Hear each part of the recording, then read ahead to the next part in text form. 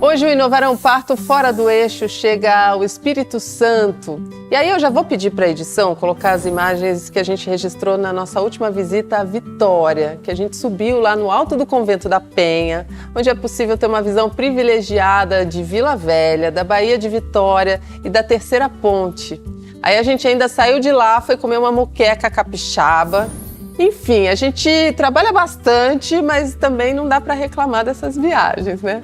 Então, para conhecer mais do Espírito Santo, a gente vai conversar agora com a Milena Nascimento, que é fundadora da Persora, uma plataforma de gestão de pessoas. Bem-vinda, Milena, ao Inovar Fora do Eixo. Muito obrigada, Patrícia. Muito obrigada. O Espírito Santo é cartão postal ali, o convento, a moqueca, você escolheu bem. E tem muita coisa legal aqui para você conhecer e curtir. A gente foi direto para os cartões postais, foi conhecer o convento, foi conhecer a moqueca, mas agora a gente quer conhecer um pouquinho mais profundamente do Espírito Santo. Me conta um pouquinho desse ecossistema de empreendedorismo e inovação que existe aí, antes da gente falar da sua experiência. Sim, Patrícia, a gente teve um boom. Eu acompanho o ecossistema mineiro, São Paulo, são os ecossistemas que eu mais participo e a gente tinha um sentimento de quando é que isso vai chegar aqui no Espírito Santo, quando é que a gente vai ver eventos fomentando, que a gente vai conhecer venture builders, que a gente vai ouvir falar de investimento, que a gente vai disseminar inovação, e isso aconteceu muito fortemente nos últimos 3 anos. Então, assim, eu diria que o ano passado foi um momento de êxtase com o início do Fundo Soberano, né? O primeiro Fundo Soberano do Brasil, pouquíssimos países têm. Então, foi uma mensagem, assim, de que o Espírito Santo está investindo royalties de petróleo em inovação, visando o futuro da próxima geração, das próximas gerações, e isso atraiu muitos negócios de fora para cá, mas mais do que isso, fomentou fortemente a inovação. Então, essa jornada, eu vejo ela ainda bem no começo, mas eu vejo ela no momento de boom, assim, de uau. Todo mundo passou da fase de torcer o nariz para a inovação, para esse fomento, e está na fase da curiosidade. E, lógico, os primeiros casos ali de startups investidas, se tornando referência nacional, cria referência, representatividade. Então, se é possível, todo mundo vai por esse caminho, né? E as pessoas estão dando a mão aí, quem já está começando essa jornada, no sentido de formar uma comunidade de inovação? Então, a gente percebe que esse é um desafio muito grande. O Espírito Santo tem uma característica de muita vaidade, né? A história, culturalmente. Então, eu sentia falta logo no início. Eu ia muito para BH e eu falava, gente, eu quero viver isso no Espírito Santo, que é a gente ficar fazendo conexão, que é a gente ficar indicando, querendo que a pessoa não passe pelo problema que eu já passei. E Exato. A gente vê isso começando agora, a ficha caindo, de que a gente fica muito mais forte juntos, a gente pode gastar o nosso tempo com o saber ilimitado, que é o externo, então a gente se juntando, a gente multiplica. Eu vejo essa virada acontecendo, não vejo que sempre foi assim, mas eu vejo essa virada de chave acontecendo. Que legal. E normalmente, assim, tem que começar com alguém, aí que seja com você, que seja com quem você já conhece, porque é isso. Quando é que vai chegar aqui? Não, é você que vai fazer isso acontecer aí, né? E aí a importância da sua empresa já no momento em que ela está. A gente já vai falar dela, mas eu sei que bem antes da sua startup, você já empreende desde os 17, é isso? Isso. Conta um pouco da trajetória. Eu sou filha de mãe bipolar, tipo 1, que é uma bipolaridade grave, e portadora de TOD e TDAH na infância, que é transtorno opositor desafiador. E acho que me beneficiei bastante da oposição, porque tudo que falam não pode, daí eu ficava mais tendenciosa a correr atrás. Então, tive uma irmã muito acadêmica, muito exemplar, né, estereótipo aí de boa aluna, e não era uma aluna que seguia esses conceitos. Então, eu tive acesso a venda direta muito jovem, que é gerar esse recurso informal. E eu falei, eu quero abrir um CDE para eu ter condição de ajudar as mulheres do interior onde eu morava a ganhar também renda a partir desse trabalho. E aí falaram, não, você tem 17 anos. E aí eu me informei, era possível se emancipar. Na época não tinha MEI, então eu abri um CNPJ, acho que fruto dessa característica da adolescência, que é romper com tudo que é proibido, e abri uma empresa em 2001 e consegui ali ativar 3.500 mulheres no interior do Espírito Santo.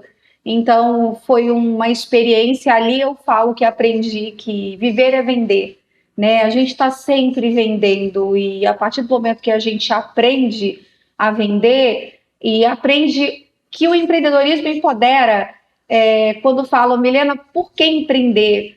Porque eu experimentei muito cedo isso, e é um superpoder de ação que você tem para fazer as mudanças que você sabe que precisam ser feitas. Você sai de um lugar mais passivo e vai para um lugar mais ativo, onde as responsabilidades são grandes, mas eu experimentei ter a receita como uma consequência do impacto. Isso foi muito importante, assim.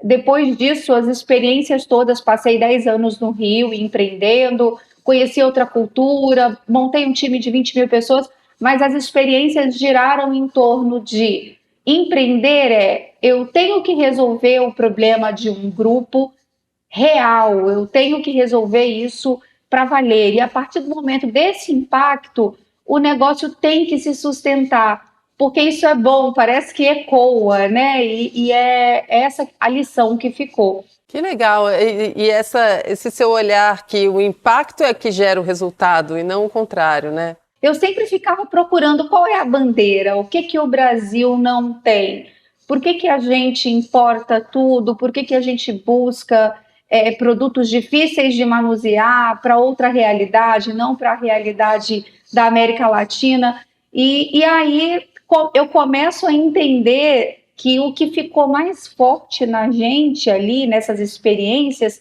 foram as metodologias. Porque o empreender é interessante que os desafios são idênticos para os engenheiros, para os médicos que eu atuei, para o mercado de venda direta. A maior dificuldade são as pessoas. Então, assim, ali a gente começou a encontrar um caminho novo que a gente queria gerar realmente impacto, que era a Persora, que era vamos pegar tudo que a gente fez e vamos transformar num método, vamos validar e vamos ajudar esse vilão que é o líder. O líder é quem? Ele é o empreendedor. O vilão é muito bom. Esse vilão que é o líder. Ele é um vilão, porque 75% das pessoas no mundo acham que a pior parte do seu trabalho é o líder. Então ele é um vilão, ele tem um superpoder, eu diria, para o bem e para o mal. E aí a gente focou em gerar esse protagonismo para essa figura que nunca foi investida do ponto de vista de tecnologia escalável, né? Você vê trabalhos para liderança em consultorias, bem pontuais em coaching ali, em atendimento, em psicologia, e a gente veio e falou, peraí, a gente tem uma expertise que é lidar com engenheiros, porque isso foi o que a área da saúde nos trouxe, lidar com médicos, engenheiros, perfis mais técnicos. E o mundo está tendendo a muita tecnologia, e são as cabeças mais inteligentes que viveram menos experiências relacionais, porque para você desenvolver essas habilidades, você teve pouco estímulo, você não se expôs tanto às relações. Então, a gente atacou ali essa dor. A nossa insurgência foi a seguinte: a gente vai ajudar as empresas a inovarem. A gente começou a desenvolver equipamentos médicos dentro de grandes indústrias, e a gente via que o resultado dos times não era compatível com a inteligência intelectual dos times. Falava, gente, eu tenho um pós-doc aqui, eu tenho a referência em RCP, eu tenho a referência em fisioterapia. Quando eu juntava aquelas pessoas, não saía nada. Falava, tem alguma coisa errada aqui, né? Então, quando a inteligência não é compatível com o resultado, eu preciso de um líder muito sensível, eu preciso de um líder muito empático, eu preciso dos algoritmos que já foram criados, que a gente quase não inventou nada, né? Eu preciso dos estudos científicos que já comprovaram que quando eu misturo as pessoas, eu tenho baixa performance se eu não tiver segurança psicológica. Então, eu preciso construir essa segurança psicológica para desenvolver inovação. E aí a Persora vem levantar essa bandeira, que é a bandeira do novo mundo. Eu tenho um choque de geração, eu tenho uma realidade muito diferente, um mundo ficando mais feminino, mais colaborativo, mais sensível, e a tecnologia que é menos isso, sendo mais presente. Então eu preciso de mais mulheres urgente, assim, a gente fala, né? Saiu um estudo, até registrei para dividir, saiu dia 26 de dezembro, tem menos de um mês, o maior estudo de empatia da história humana. Foram 57 países, 8 universidades, 300 mil avaliados ali. Então, assim, é um estudo gigante para provar o que todo mundo já sabia. Os homens não superam as mulheres em empatia cognitiva. Então, quer dizer, a gente está falando de uma empatia que não é se a Patrícia chora, eu também fico triste. Essa é emocional, né? Eu me comporto ali, dando o tempero do que ela está sentindo. O que é uma empatia cognitiva? Que a mulher tem, que é inato, que pode ser, não conseguiram descobrir se é genético, se é por conta da própria sobrevivência, mas é uma empatia que eu sei o que a Patrícia está passando a ponto de prever as próximas ações da Patrícia, a ponto de saber o que vai acontecer em seguida. Então, essa empatia é uma empatia que falta na inovação. E eu estou falando de misturar idade, eu estou falando de misturar formações, de misturar gênero, com base na segurança psicológica. E quando a gente trabalha perfil comportamental, e isso eu tive a sorte de trabalhar aos 15 anos, muito jovem, eu trabalhei 3 anos de PNL, eu entendi que eu tinha um perfil muito deficiente em 2 habilidades, que era a habilidade de planejar e a habilidade de analisar. E eu tinha muita potência na habilidade de execução e na habilidade de criar conexão, de me relacionar.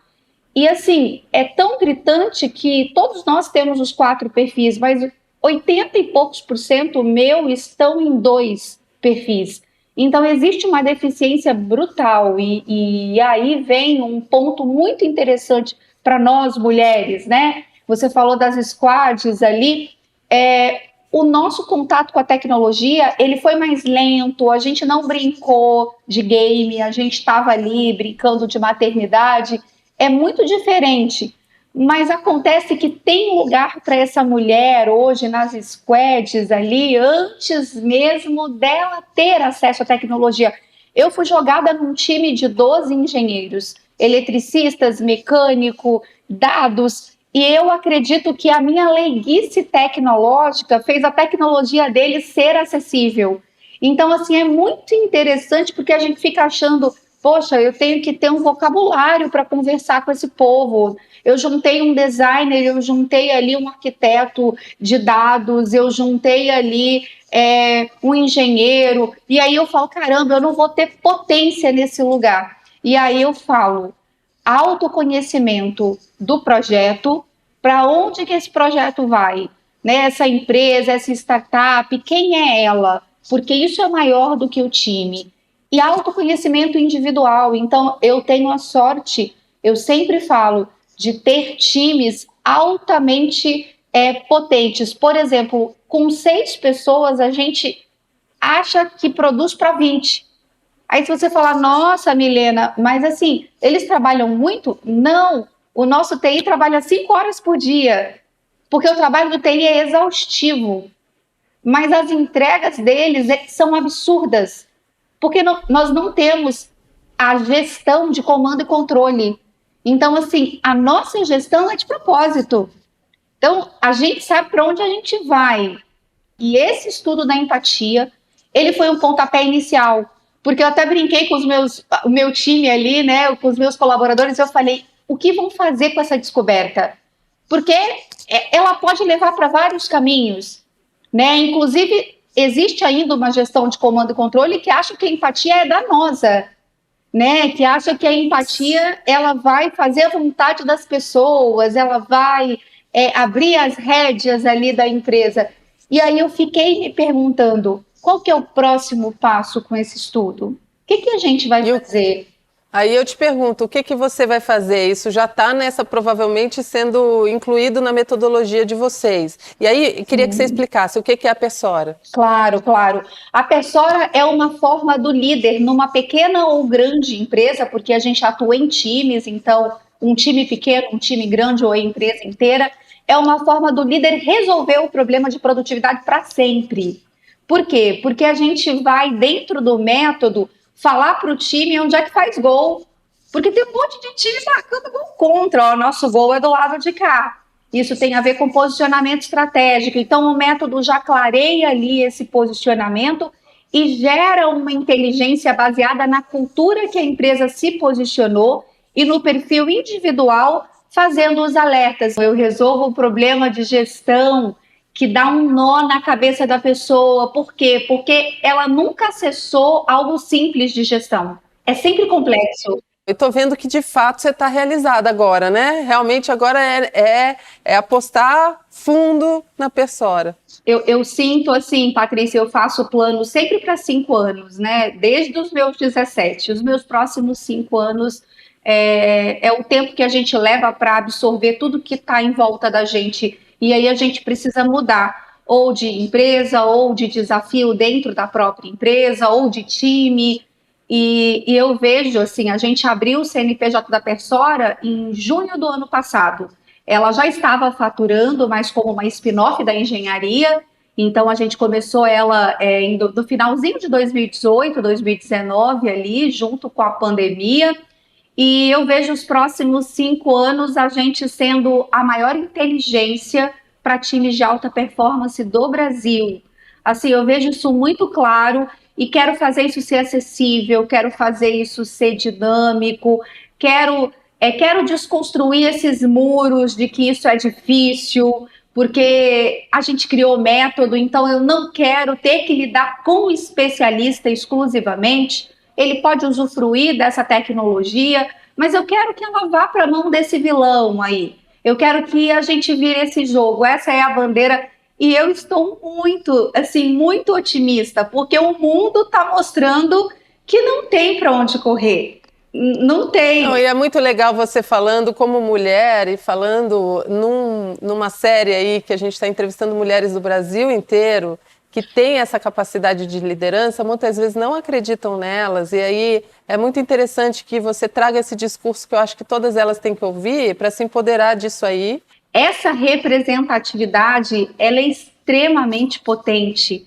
E aí, quando eu viro mãe, já empreendendo, eu estou no hospital, fiz uma cesárea às pressas, porque a minha médica não estava, não tive nenhum apoio para um parto normal, acho que uma violência obstetra, e aí o neném nasce às 4 da manhã e eu ligo para o meu gerente às 8, falando, doutor, libera esse desconto de cheque aí, porque eu não posso ter devolução de cheque de um fornecedor. E ele falou, você vem assinar quando? E aí eu paro e penso, que dia eu vou ter alta para passar lá e assinar?